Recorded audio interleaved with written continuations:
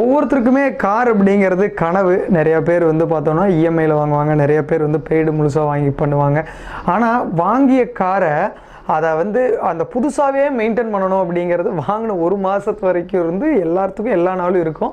But இன்றைக்கி இருக்கிற work அழுத்தம், தொழில் அழுத்தங்களால் அதை மெயின்டைன் பண்ண முடியாது. ஆனால் நம்ம 5K கார் கேர் என்ன பண்ணுதுன்னா அந்த காரை எப்பவுமே புதுசாகவும் ஃப்ரெஷ்ஷாகவும் மெயின்டைன் பண்ணுது 65 வகையான சர்வீசஸ் மூலியமாக. இதனால் காரை அவங்க ரீசேல் பண்ணும் பொழுது 5 வருஷம் 10 வருஷம் கரமிச்சு ரீசேல் பண்ணும் பொழுது அவங்க எவ்வளோ ஸ்பெண்ட் பண்ணியிருந்தாங்களோ, நாங்கள் ஃபார் எக்ஸாம்பிள் ஒரு கார் வாங்குறாங்க அப்படின்னா வருஷத்துக்கு ஓவராலாக வந்து பார்த்தீங்கன்னா 8,000 12,000 வரைக்கும் அவங்க செலவு பண்ணுவாங்க. இந்த 12,000 அவங்க செலவு பண்ணுறாங்க 5 வருஷத்துக்கு கீழே ஒரு 50,000 60,000 ஸ்பெண்ட் பண்ணியிருப்பாங்க. அந்த காரை வந்து ஒரு மிட் செக்மெண்ட் காராக இருக்குன்னா அவங்களுடைய ரீசேலில் 1 லட்சத்திலிருந்து 2 லட்சம் வரைக்கும் அதிகமாகுது. காரணம் என்னென்னா அந்த கார் வந்து துரு பிடிக்காது, அந்த கார் எப்பவுமே